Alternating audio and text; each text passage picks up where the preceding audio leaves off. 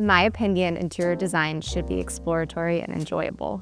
For my home, I wanted a space that feels really calm and serene and also cozy. I think I have a little bit of a stressful life, and so to come back to a space that feels really comfortable is super important to me. I'm Augusta Hoffman. I'm an interior designer, and this is my home in New York City. So the interesting thing about this space is that it's on a very chaotic street in New York City, and then the elevator doors open, and I think there's a sense of calm as you walk into the living room. I feel so at peace. Every morning when I wake up, I am so grateful to be in this apartment, and I love the way it turned out, and I just feel so happy in this space. It's an artist live-work loft building, but it's been converted to be broken up to feel more like a traditional home. There's this kind of an intimate sense of each room where it doesn't feel too lofty.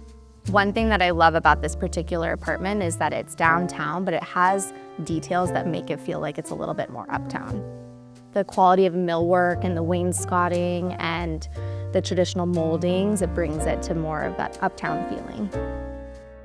In our living room, we really have two focal points. I think this screen is such a major moment, but then also I love this really kind of playful and curved sofa that was custom made to perfectly fit in this corner, but also we literally measured my husband laying down right here and sitting in this corner to make sure that it would be super comfortable for him. I chose to slipcover this sofa in a Schumacher perfect basic linen because I just love the way it falls. And I think slipcovering the furniture in here brings like a really comfortable casual element to the space. There's definitely an art form to working solely in neutrals. I think it's all about the mix of materiality and bringing in depth and dimension with new materials. So in this space, while we have a lot of textural cream linens, there's stone, there's wood, there's metal work, all that's kind of, it's bringing together the materialities so it has a more well-rounded feeling. The walls in here are really the star of the show. I had this mural hand-painted by James Mobley, who has now become a friend. James is really wonderful to work with because he doesn't do really any sketches in advance, and he just kind of paints whatever comes to mind. Being a designer and having everything, typically very planned out, it was a gamble working with him to just let him do his thing, but I think that's where kind of the magic happens with artists and makers when you let them do what they do best. I think the beauty in this mural is really that there's a traditional element, but it's still moody with the dark green tones. I love the color green, and in my opinion, green is basically a neutral. I think because we're in New York and it's not like I'm overlooking a beautiful front yard or garden, bringing in that feeling of nature through green is really important to me. I think in New York City, every inch counts.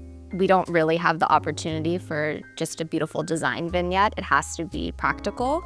And so, every element needs to have some sort of storage or functionality to it, while of course still being really beautiful. This is a great example. I custom designed this armoire to look vintage, but in reality, it's incredibly practical. We have a TV in here and a space to house my husband's entire liquor collection. And then, of course, we have our wine down here.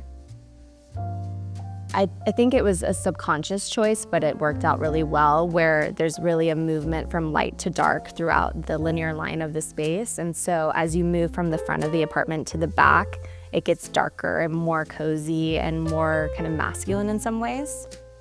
When I was in design school, there was a lot of conversation around bedrooms being the most feminine space in the house, but I actually love the opposite, and I love when a bedroom is super masculine and kind of dark and cozy.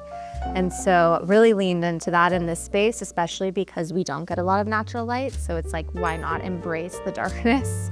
And I leaned in heavily to this kind of tobacco cognac color. I think there's a lot of success in the tonality with this space. It's really a mix of different textures and materials, and our dog Althea happens to match perfectly with this space. To have a wonderful space, you do not have to have the biggest budget. I think there really is an art form to striking the balance between highs and lows. For example, in our bedroom, there's so many kind of collectible pieces that I love, but then our bed is from CB2.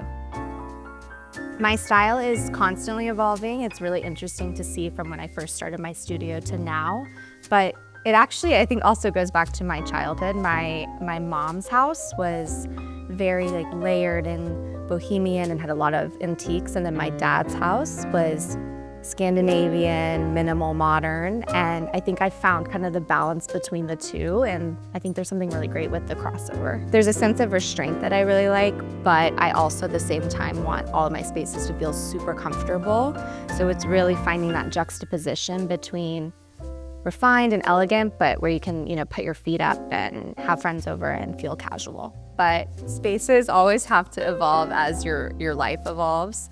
And as we have a friend on the way, I think some elements in this apartment will have to change to be a little bit more practical, including this coffee table in front of me that is incredibly dangerous and has very, very sharp corners. So this will definitely be changing soon.